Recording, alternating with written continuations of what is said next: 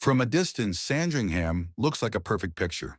Endless open fields, dense woodland, a Norfolk sky so wide it makes you believe nothing dangerous could ever hide here. In the public imagination, this is one of the most peaceful places in the British royal world. A retreat, a symbol of family life, tradition, and stability. But Sandringham once nearly killed the heir to the throne, not with a weapon, not with a political plot, but with something that seems harmless in every home. Water. Beneath the quiet corridors, behind red brick walls, there exists a system few people ever want to talk about. Pipes, drains, technical passageways patched together across generations, quietly operating beneath royal life. And Sandringham was not the only place at risk. The same kind of danger once haunted Buckingham Palace in the heart of London. It filled a royal residence with the stench of a city slowly rotting up from below, and it exposed weaknesses so severe that a stranger once stood beside the Queen's bed, unnoticed. This is not a story about luxury, and it is not a story about ceremony. This is a story about invisible systems, clean water, bad smells, uniforms, and the corridor's power would rather you never see. From a gift given in 1862 to a son considered too difficult to control, to a break-in at the heart of the palace in 1982, and further still, to a treasure by Leonardo da Vinci hidden for nearly 200 years in the shadows of Windsor. These pieces do not belong to the same story, but they all lead to the same question. What truly holds power in place? Walls of stone several meters thick, or systems no one notices until they begin to fail? If what lies beneath the surface of power makes you curious, press like to help this story reach further. And if you want to keep exploring places that appear untouchable, yet hide the most secrets, subscribe so you do not miss what comes next. Because what is hidden most carefully often shapes power more than anything else. To understand Sandringham, we have to go back to a time before it became a symbol. Back to the year 1862. When a quiet estate in Norfolk was chosen not for rest, but to solve a problem the royal family could not openly discuss. And that is where the story truly begins. Sandringham was born as a strategy of distance. Norfolk in the mid-19th century was not a place people went to touch power. It was a rural region in eastern England, more than 170 kilometers from London. In an era before motorways or high-speed rail, that distance was not just a number. It meant hours of travel by steam train, followed by horse-drawn carriage, a journey long enough to break completely from the political rhythm of the capital. London at the time was the absolute center, where Parliament operated, where mass newspapers were exploding in circulation, where rumor could reach hundreds of thousands of readers overnight. Norfolk was the opposite, sparsely populated, lightly covered by the press, almost entirely outside the pulse of court life. It was precisely this imbalance that made Sandringham different. By the mid-19th century, the British monarchy was no longer absolute. Political power had shifted to Parliament, yet the royal family retained another role that was just as critical: symbolic stability. After revolutions swept across Europe, especially in France, power could no longer be secured through fear or divine authority alone. The British monarchy chose a different path. It rebuilt itself around morality, discipline, and the image of a model family. The reign of Queen Victoria embodied that strategy more clearly than any other. Victoria did not appear only as a queen. She appeared as a devoted wife, a committed mother, a moral symbol in a society undergoing rapid industrialization. That image was not accidental. It was constructed deliberately to project stability to the public. And within that system, the heir to the throne was not permitted to be a free individual. He was the continuation of the symbol. Albert Edward, Victoria's eldest son, entered adulthood inside this contradiction. In title, he was the Prince of Wales. In reality, every action he took was closely scrutinized. Edward did not fit the strict moral framework the Victorian court sought to preserve. He was highly visible in social life. His personal relationships unsettled the inner court, and London's press began to pay attention, not because he broke the law, but because he did not play the role expected of him. In a monarchy that survived on public confidence, the image of the heir was no longer a private matter. It was political capital. That was when Sandringham entered the picture. In 1862, Sandringham was purchased as a private residence for the Prince of Wales. On the surface, it was a gift upon his marriage, a country retreat. But placed against the reality of London at that time, the decision carried a very different meaning. Sandringham was not close to the center of power. It lay outside the direct gaze of the press, outside political salons, outside social circles where scandal could ignite without warning. Geographic distance became a filter. At Sandringham, the heir still existed, but he existed beyond the spotlight, not to disappear, but to be managed. This was not punishment, nor was it neglect. It was a form of private management. At this level, power does not need constant visibility. It needs space to recalibrate, to soften tensions, and to control reputational risk. Sandringham was therefore more than an estate. It was a buffer zone, far enough from London to reduce exposure, yet close enough to remain within the royal orbit. In modern terms, it resembled a large corporation moving a young executive away from headquarters, not to remove him, but to shape him in an environment where risk could be contained. But distance did more than quiet public attention. It created another separation. Between Queen Victoria and the Sun, she could not mold according to her expectations. Within the British monarchy, difference was not resolved through public confrontation. It was handled through space. Rather than open conflict, the institution chose relocation. Less contact, less visibility. Less opportunity for mass newspapers to amplify behavior into crisis. This approach was distinctly British, not eliminating contradiction, but removing it from view. Sandringham did not solve the problem of the heir. It simply ensured the problem no longer appeared in London. Yet this silence planted the seed of a new paradox.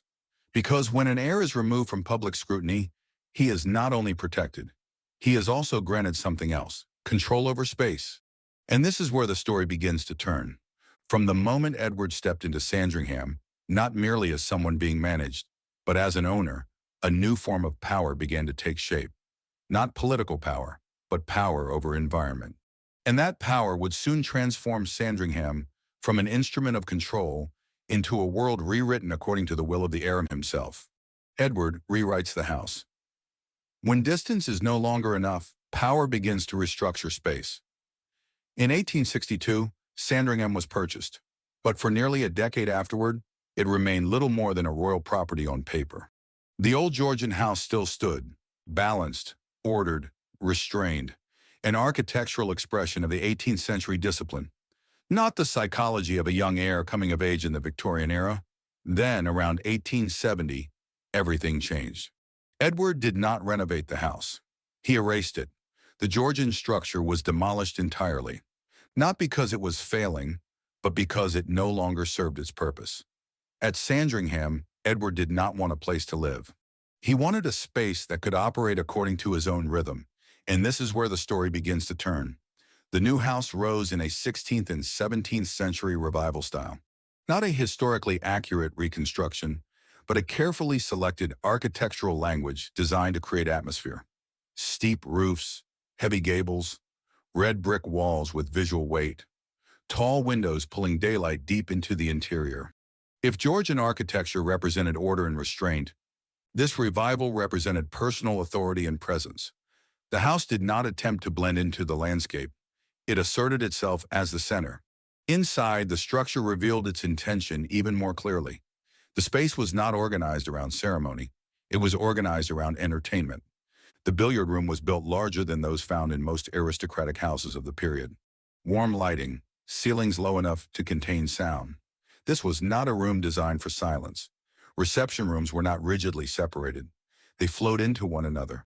Music, conversation, and the sound of glasses could travel freely through the house without interruption. In certain areas, concealed corners were designed deliberately. Small rooms, low light, doors hidden behind wooden panels. Not for secrecy in the sensational sense, but to create zones that were not under constant observation. In a system where the heir was always watched, privacy itself became a form of soft power. But the house was only the outer shell. What Edward truly restructured was the land. Sandringham ceased to be a rural estate. It became a large-scale hunting ground. More than 20,000 acres were reorganized. Woodlands were planted deliberately to shape hunting routes. Clearings were open for gathering riders and game. Movement paths were calculated to support hunts lasting for hours. By the late 19th century, Sandringham operated one of the most carefully managed shooting estates in Europe. Guests were not only British aristocrats, they included diplomats and princes from other royal courts. This was no longer personal leisure. It was social power structured as entertainment. And then came a detail that changed everything. Sandringham time. Edward ordered every clock on the estate to run 30 minutes ahead of standard time. Not as a joke, not due to technical error. The purpose was explicit, to extend hunting day. But the implication went far beyond sport. In a world where time was being standardized by the state and the railway, for a single individual to impose a private time system across tens of thousands of acres was extraordinary. Edward did not merely own the land. He controlled the rhythm of time within it. This was a power-defining event. Owning space allows control of movement. Owning time allows control of reality. At Sandringham, the day began earlier. Activities followed a private cadence. Guests entering the estate adjusted their watches to the owner's clock. No decree was announced. No declaration was made. The adjustment was automatic. But this still does not fully explain the consequences of Sandringham. Because when an heir is granted control over space, leisure, and time, the estate stops being a tool of management. It becomes a private world. And that world would soon produce a major crisis, one that did not arise from behavior, but from the hidden infrastructure beneath Sandringham's carefully curated surface. And that is where the story moves into far more dangerous territory. Maturity and the rewriting of function. And the cracks begin to form beneath the appearance of calm. By the late 1880s, Sandringham entered a new phase. Not because the architecture changed dramatically, but because the man who lived inside it had changed. Edward was no longer a restless heir testing the boundaries of personal power. He was moving steadily toward the role the court had prepared for him over decades. And once again, Sandringham was required to adapt. Spaces once designed for entertainment began to recede. They did not disappear entirely, but they no longer occupied the center of daily life. Late-night gatherings grew less frequent. Music and games were no longer the default sounds filling the house each evening. Instead, the rhythm slowed. It became more ordered, more ceremonial. A decision emerged during this period that carried deep symbolic weight. The bowling alley, one of the clearest expressions of Sandringham's youthful phase, was dismantled, not to be removed, but to be transformed into a long library. Polished wooden lanes gave way to rows of bookshelves. Lighting was lowered. Sound was absorbed rather than amplified. This library was not a display of power. It was a space for reading, reflection, and extended silence. The transformation was functional, but it was also psychological. Sandringham was no longer a stage for energy. It was becoming a place meant to be lived in over time. The interior of the house shifted accordingly. Colors grew darker, fabrics heavier, curtains thicker, lighting warmer and steadier, suited to family evenings rather than social spectacle. Family rituals became more frequent and more defined. Shared dinners, walks at fixed hours, seasonal routines repeated year after year. Sandringham slowly became a true home, not merely a private domain. But within this stability, a quiet contradiction began to form. Sandringham had never been built all at once.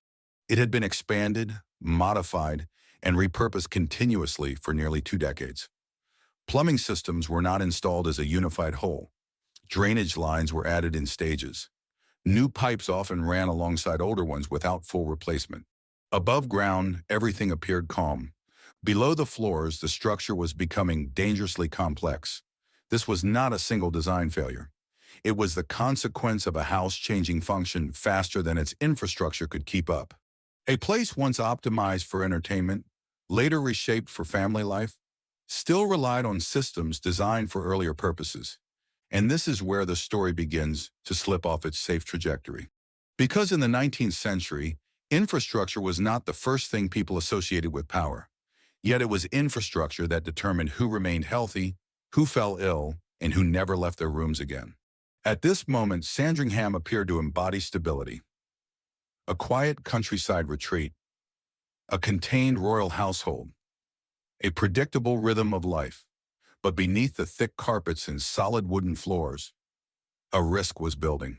and no one inside the house could see it with the naked eye. Not a social scandal, not a political crisis, but a silent threat embedded in the very substance required to sustain life.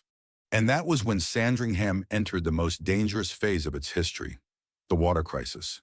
When power meets biological limits, in 1871, a crisis unfolded at Sandringham. Not a social scandal, not a political confrontation. Edward fell seriously ill. The symptoms came quickly and violently. Sustained high fever, severe physical weakness. Signs 19th century medicine feared above all else. Physicians soon suspected a disease that had haunted Europe for decades. Typhoid fever. To the public, the news was shocking. The heir to the throne struck by an illness commonly associated with poor sanitation and contaminated water. To the royal family, the threat was more fundamental. Not reputation, but survival. Sandringham had been chosen for its clean air and distance from London. Yet now the estate itself was under suspicion. And this is where the story takes a dangerous turn. A technical investigation was launched. Not publicly, not ceremonially. Engineers and physicians examined the entire system of drains, wells, and underground pipes across the estate. They did not look at facades. They looked beneath the floors. What they found was not a single failure. It was a patchwork. Wells positioned too close to waste outlets. Old pipes running parallel to newer ones. Points where clean water and wastewater crossed without adequate separation. Sandringham had expanded faster than its sanitation could adapt. In a house whose function had changed repeatedly, infrastructure had fallen behind. The conclusion was unavoidable. The water supply had been contaminated. This explained Edward's illness. But it raised a far more unsettling question. If the heir to the throne could be endangered by the drinking water inside his own residence, how fragile was power really? This is where the value framework emerges. When power is directly threatened, it does not debate, it does not delay. It buys engineering. In the mid-1870s, a project without precedent at Sandringham began, the Appleton Water Tower. Around 1877, a massive water tower was constructed at the highest point of the estate, nearly 18 meters tall. Designed with Byzantine-inspired elements, not for display, but for durability. Inside stood an enormous iron tank, large enough to supply clean water to the entire house for extended periods. Water was no longer drawn from older wells. It was sourced from a newly drilled supply, deeply bored and fully isolated from waste systems. The height of the tower created natural pressure. Water flowed evenly to every room. No constant pumping, no stagnation. This was not merely a sanitary upgrade. It was a biological defense system. The tower served another purpose as well. In the event of fire, it could supply multiple hydrants simultaneously, a level of protection rare among estates of the period. Inside Sandringham, renovations continued. The plumbing system was replaced in stages. Old pipes were removed. New lines were installed with strict separation between clean water and waste. Sanitary spaces were modernized. Drainage was ventilated more effectively. Odors were expelled outward rather than circulating back into living areas. These changes were not aesthetic. They were existential. Sandringham was no longer just a beautiful place to live. It became a system capable of protecting those inside it. And here a powerful image takes shape. The crown meets plumbing, not in ceremony, but underground. At its deepest level, power does not survive on image or ritual. It survives through the ability to purchase the right technology at the right moment. But the story does not end here, because if Sandringham, with its open land and clean air, could become a biological threat, then a far larger question remained. Older palaces, more crowded, more complex, were they truly safe? And that question would soon pull the story away from Sandringham and into the very heart of London, where smell, water, and power collided with far greater force. Buckingham Palace and the Great Stink. When the center of power could not escape the smell of its own foundations. By the mid-19th century, London was expanding faster than any other European city. Its population surged from roughly 2 million to over 3 million within a few decades. Housing spread outward at speed. But infrastructure did not. Much of London's sewer system still relied on medieval designs. Large areas discharged waste directly into the River Thames. No filtration, no treatment. At the same time, flush toilets were becoming widespread. Wastewater volumes increased dramatically, yet the sewers remained unchanged. The result was a city operating on a system already pushed beyond its limits. In the summer of 1858, the system collapsed. Temperatures rose unusually high. The water level of the Thames dropped. Waste accumulated, no longer carried away by the current. The smell began to rise, not a passing odor, but a dense, clinging stench that seeped into every inhabited space. The public named it the Great Stink, a city-wide assault on the senses. Buildings along the river hung curtains soaked in chlorine and lime in an attempt to block the odor. It did not work. At the Palace of Westminster, where Parliament met, sessions were disrupted. Documents were treated with chemicals. Windows were sealed shut in the heat of summer. The smell did more than offend, it paralyzed government. And this is where the story reaches the most symbolic center of power in Britain: Buckingham Palace. In appearance, the palace represented royal permanence. Vast rooms, thick walls, surfaces trimmed in gold. But Buckingham Palace was not isolated from London's infrastructure. Its drainage systems were connected to the city network. And when that network failed, the palace suffered as well. Odors crept into corridors. Leaks appeared in parts of the drainage system. Daily life inside the residence was directly affected. There are no widely published official images, but contemporary records indicate that the palace was not spared. And here a stark contradiction emerged. A palace may be gilded in gold, but it cannot overpower the smell of an empire rotting from its foundations. The Great Stink was not merely a sanitation crisis. It was a political turning point. Parliament was forced to act, not out of reformist idealism, but because governance itself became physically impossible. Millions of pounds were approved to construct a modern sewer system for London, one of the largest infrastructure projects of the 19th century. This was a rare moment when power was forced to look downward, not by public pressure alone, but because the consequences of neglect had entered the halls of authority. Yet this still does not answer the deeper question. If both Parliament and Buckingham Palace could be overwhelmed by the same failing system, then where exactly did the boundary between power and vulnerability lie? And this is where the story prepares to turn once again, away from smells in the air and toward intrusions far more personal, far more alarming, into the most private spaces of the monarchy itself. But this is where the story turns. Thomas Crapper and the Sanitation Revolution. When power shifted from concealment to standardization after the Great Stink, the royal household and the government had no real choice. The problem was no longer the smell. It was the structure. Temporary measures, chemicals, curtains, sealed windows, all failed. What needed to change lay deeper, beneath the floors, inside the pipes that power had long learned to ignore. It was in this moment that one name began appearing consistently in royal technical records: Thomas Crapper. He did not invent the flush toilet. Early versions had existed since the 16th century, but Crapper standardized it. Born in 1836 in Yorkshire, he entered the sanitation trade at precisely the moment London was confronting the consequences of uncontrolled growth. Rather than focusing on appearance, he focused on systems. The core problem was not the toilet itself. It was what happened after the water was flushed. Crapper refined the trap, the S-shaped water seal, a curved section that retained water, forming a natural barrier that prevented sewer gases from rising back into living spaces. He improved airflow ventilation within the pipe network. Waste gases were directed outward in a controlled path, instead of accumulating and forcing their way through cracks and joints inside buildings. Most critically, he addressed backflow, the reverse movement of waste and gases when the system pressure changed. These innovations were not glamorous. They were invisible, but they transformed life inside large buildings. When Crapper's systems were installed at Sandringham and other royal properties, the effects were immediate. Odors diminished, disease risk declined, and the burden on household staff was significantly reduced. Staff no longer avoided certain corridors. Entire wings were no longer quietly closed off due to smell. Emergency repairs ceased to be a silent daily ritual, yet the deeper impact lay at the level of power. Previously, the monarchy responded to crises through concealment, relocation, isolation, image control. Now it chose a different path: standardization, applying the same technical principles across entire systems. No exemptions for rank, no compromises for ritual. This was a power-defining event. Power shifted from hiding problems to controlling them through engineering. Not through symbols, but through standards.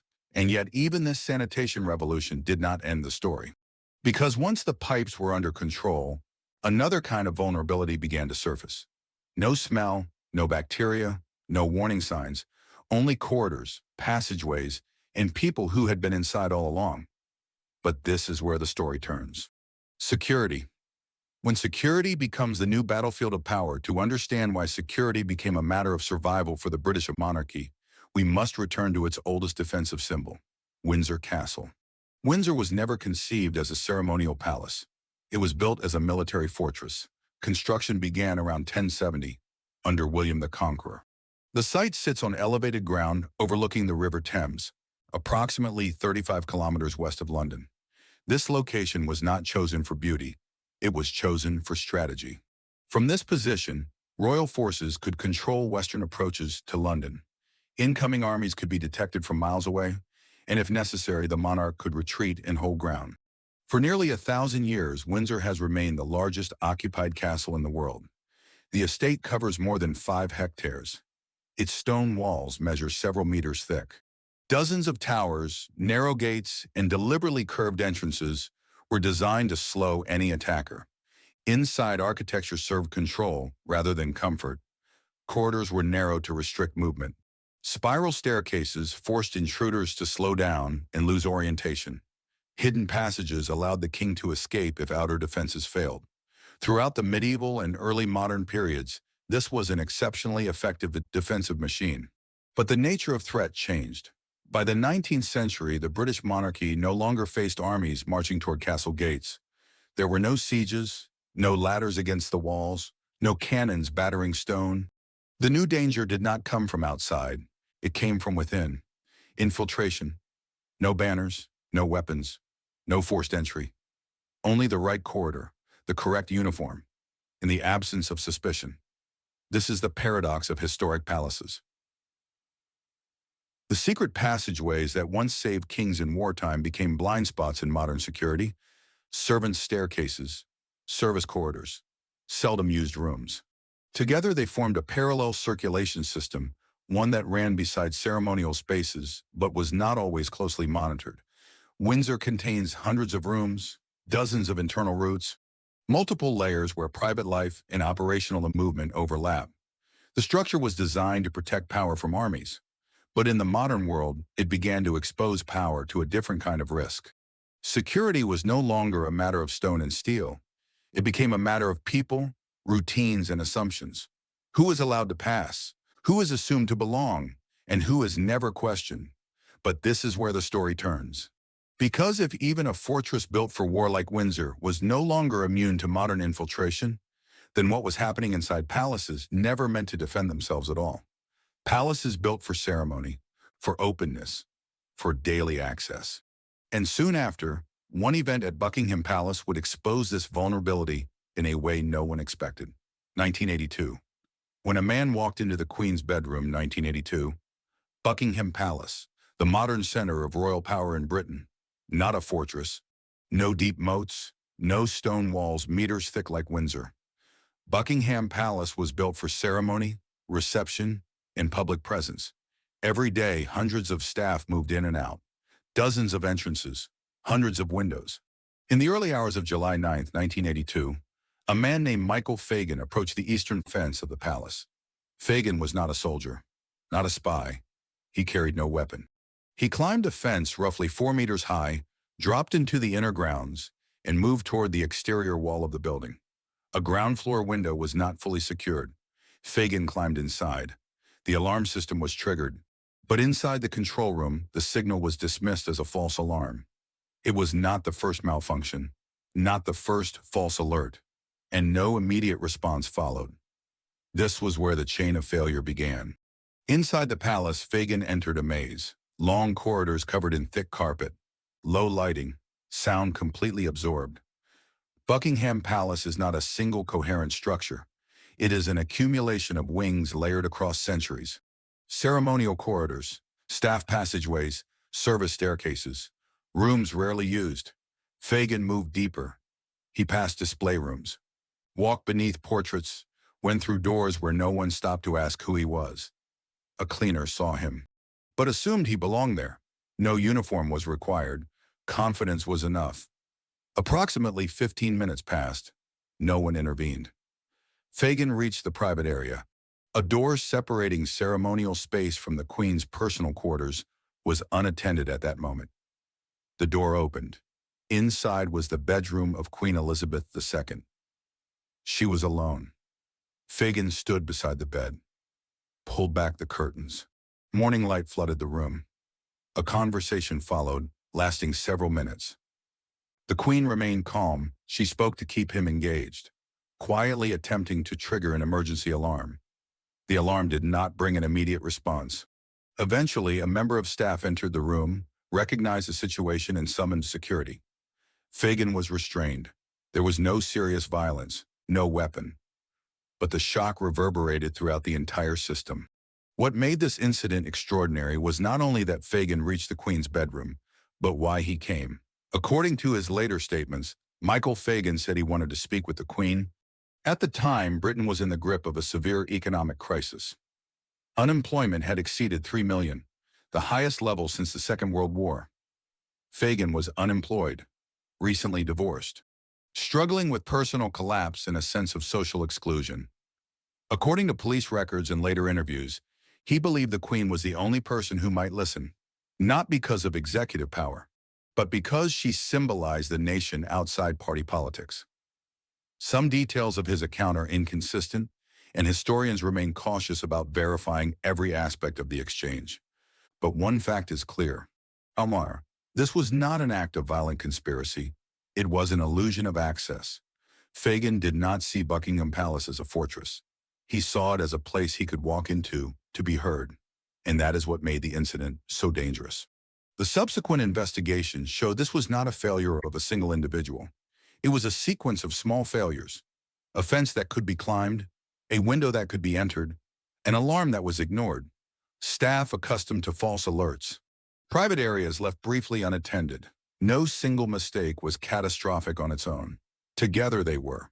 What protected the monarchy was never just walls or gates. It was operational discipline. When discipline erodes into routine, when assumption replaces verification, an ordinary person can reach the heart of power. And yet this was still not the end of the story.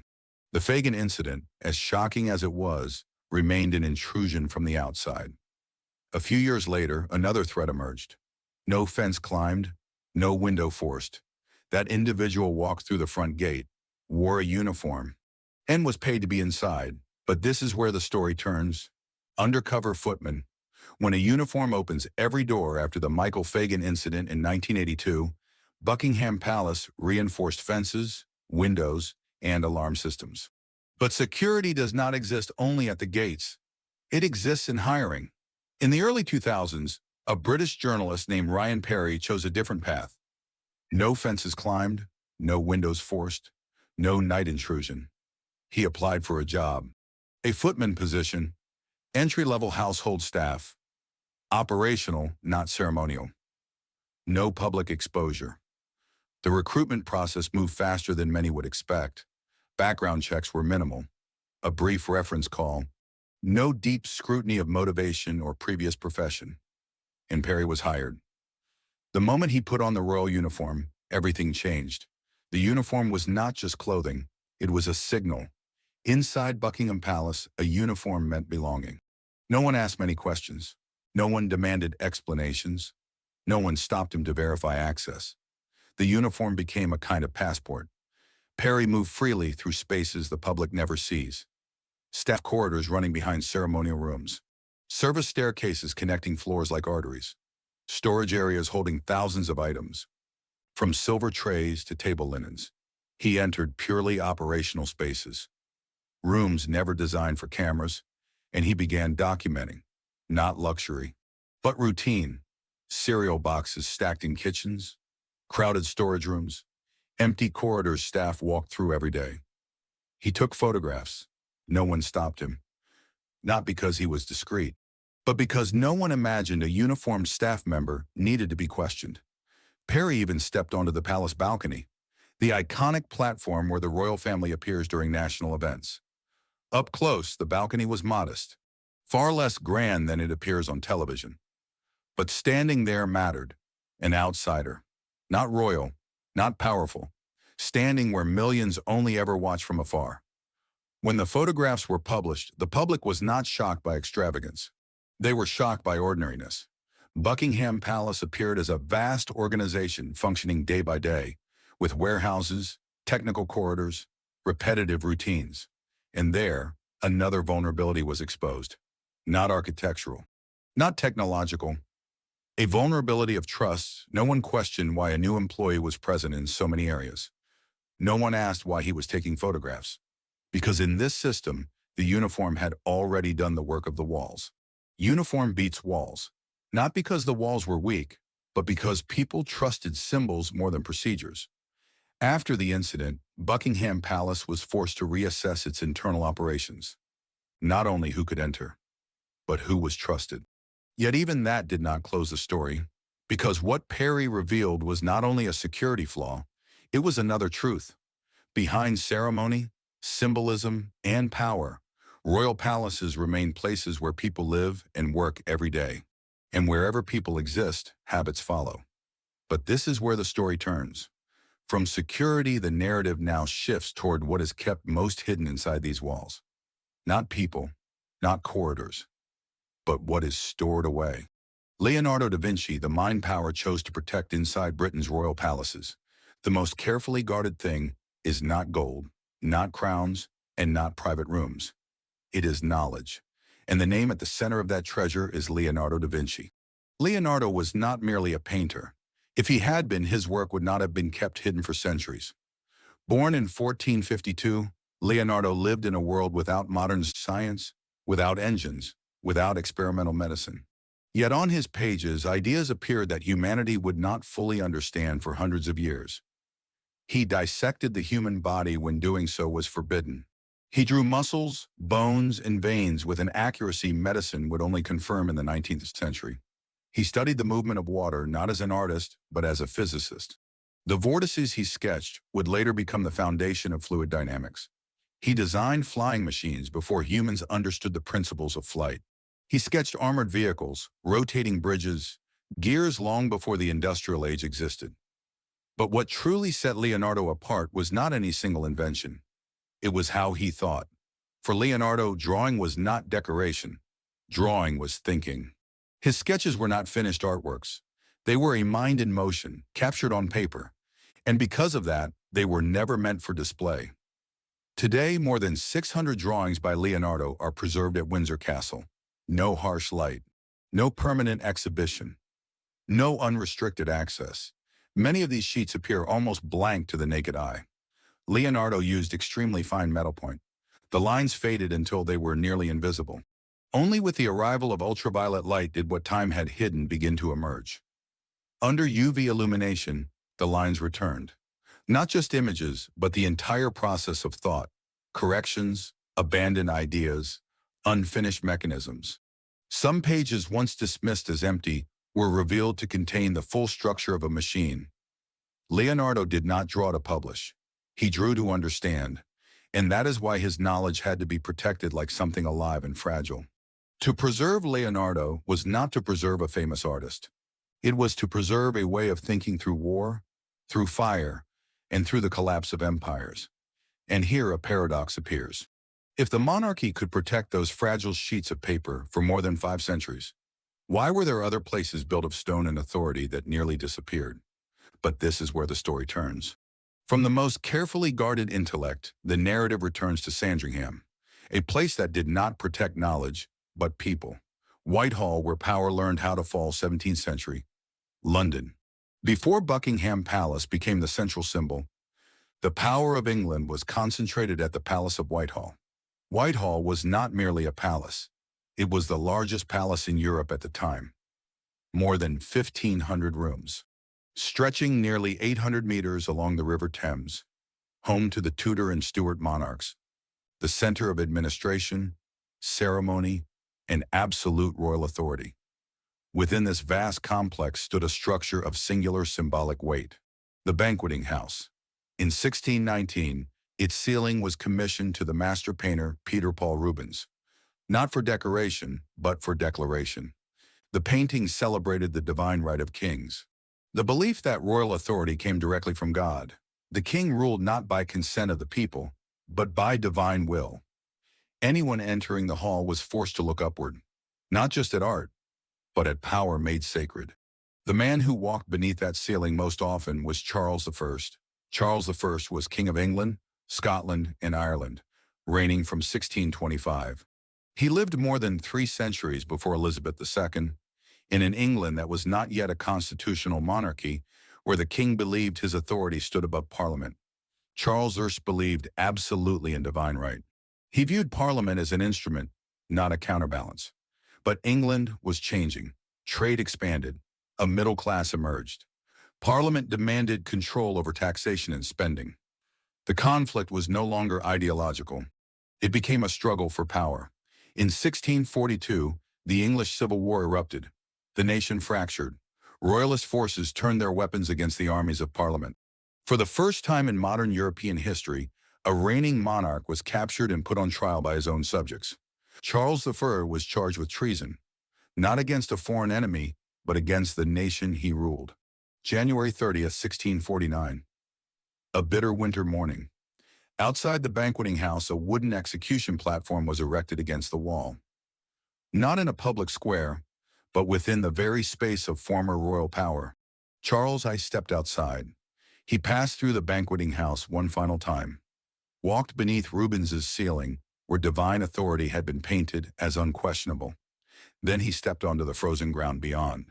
Only a few steps separated a king praised as chosen by God from a man stripped entirely of that authority. Charles I was executed. The moment did not merely end a reign, it shattered a doctrine, yet Whitehall remained until 1698. One winter night, a fire broke out in a secondary residential area of the palace. Contemporary accounts suggest the cause was an overheated fireplace, left unattended while much of the palace was unoccupied. The flames spread rapidly through the aging timber structures. Fire prevention systems were virtually non-existent. Within hours, most of the Palace of Whitehall was destroyed. More than 1,000 rooms vanished. Administrative offices, ceremonial halls, the physical center of royal authority in England. Only the banqueting house survived. After the fire, the monarchy chose not to rebuild Whitehall. This was not a technical decision. It was a political one. Whitehall was inseparable from absolute divine monarchy, from a king who had been executed, from a model of power that no longer fit the nation. Instead of rebuilding, the royal court shifted to other residences, smaller, more adaptable, less absolute. The banqueting house still stands today. Rubens' ceiling still glorifies royal power, but the authority it once sanctified no longer exists in the same form. And here, history leaves a stark message. Spaces can outlast power. But power is never guaranteed by the spaces built to contain it. But this is where the story turns. Because after divine right collapsed, the British monarchy had to learn something else. How to survive without absolute power. The pandemic and HMS bubble, when power faced an invisible enemy, the year 2020. The United Kingdom. After centuries of confronting war, infiltration, political collapse, and ideological breakdown, the British monarchy faced a threat unlike any before. No armies, no intruders, no violence, only something invisible. A virus. The COVID-19 pandemic spread across Europe at a speed unseen in modern history. Everything that had once protected the monarchy, stone walls, iron gates, ceremony, armed security, proved meaningless against the risk of infection. The figure needing protection was no longer just an individual. It was the symbol of national continuity itself. At the time, Queen Elizabeth II was in her 90s, medically classified as high risk by every standard. And this is where the story turns. March 2020. The royal household withdrew from London. Windsor Castle was selected as the operational center. Not for ceremony, but for structure. Windsor is a true fortress. Isolated, heavily walled, layered with controlled spaces, and capable of absolute regulation of entry and exit. Here, an extraordinary operational system was created. Inside the household, it became known by a semi-official name, HMS Bubble, not a warship, but run like one, sealed at sea in a pandemic. Approximately 22 staff members were selected: chefs, housekeepers, cleaners, engineers, security personnel. All underwent strict testing, pre-entry isolation, and then remained inside Windsor for weeks at a time, completely cut off from the outside world. No going home, no family visits, no exceptions. Inside the castle, everything changed. Secondary corridors became primary routes. Servant staircases, long unused, were reactivated. Kitchens operated on closed-loop schedules. Food was prepared, transported, and served without cross-contact. Rooms once used for state banquets and diplomatic receptions stood entirely empty. No ceremony, no crowds, no public presence. The palace entered a new state, not a military fortress, but a fortress of procedure. Every movement regulated, every interaction limited, every error capable of collapsing the system. Within that environment, the Queen continued her constitutional duties. Audiences were replaced by phone calls, speeches recorded in private rooms. No applause, no spectators, only a voice and stability. But the most important story was not what appeared on screen. It was the structure behind it. For the first time in modern history, the monarchy was protected not by symbolic authority, but by pure operational discipline. No wall can stop a virus. No crown grants immunity, only correct systems and absolute compliance. And here the escalation becomes clear. After the pandemic, the royal household was forced to reassess its entire residential model. Vast palaces, open ceremonial spaces, architectures designed for the 19th century, all suddenly became liabilities in the 21st. And as the world slowly reopened, a quiet question emerged inside those ancient walls. Are these homes still capable of surviving the future? But this is where the story turns. Because there was one house, one estate, that had already stood on the edge of disappearance long before the pandemic. And it is that story that will bring Sandringham's journey to its final chapter. Sandringham and the moment it nearly vanished in the name of modernization. After the pandemic, when vast palaces were forced to operate as sealed systems, a quiet but unavoidable question emerged inside the royal household. Are these homes still fit to exist in a new century? And that question was not new. It had appeared before, in the middle of the 20th century, when Britain stepped out of war, when the old empire contracted, when maintenance costs rose faster than usefulness, and when the monarchy was forced to learn how to live in a modern world. The story returns to Sandringham, not Buckingham, not Windsor, but a private estate, a house tied more to family life than to national ceremony. And precisely because of that, Sandringham was easier to place on the scale.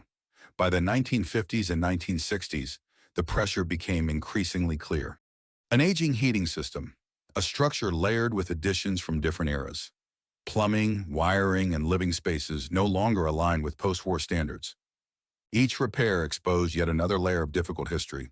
And in that context, one proposal was quietly discussed within the household. Not announced, not formal, but serious enough to be considered. That proposal was closely associated with one man, Prince Philip.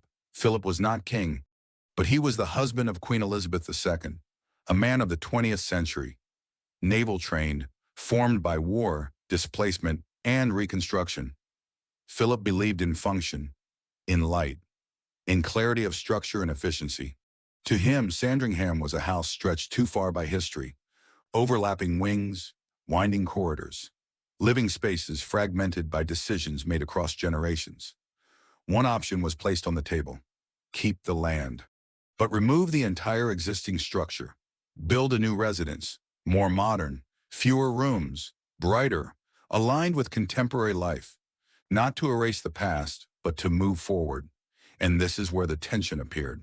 Because for Elizabeth II, Sandringham was not a technical problem. It was memory. It was tied to her father, King George VI, who had led Britain through war and died not long before she ascended the throne. It was the site of family Christmases. Rare moments when the monarchy was not a symbol, but simply a family. The relationship between Elizabeth and Philip stood precisely at the intersection of those two worlds, one driven by modernization, efficiency, and operation, the other by memory, continuity, and personal meaning. In the end, the plan to remove Sandringham was not carried out. There was no announcement, no declaration, only a quiet decision. Sandringham remained, repaired in sections, upgraded layer by layer, its historical asymmetries accepted rather than erased. And here something became clear. Royal homes are not static structures. They are living systems. They adapt, they conceal, they reveal cracks. And then they change again. Sandringham once stood on the edge of disappearance. Not because of war, not because of fire, not because of intrusion, but because of a very modern question. Whether memory still has a place in a world that constantly demands efficiency. And that question, like the houses themselves, continues to exist without a final answer. Throughout this story, from Sandringham to Whitehall, from water pipes hidden beneath the floors to unguarded corridors in the dead of night, power reveals itself in an unexpected form. It does not live only in thrones, not only in crowns, and not only in stone walls several meters thick. Sometimes what we call power is simply a chain of pipes that cannot be allowed to fail, a system of operations that cannot afford negligence, a discipline that cannot loosen its grip.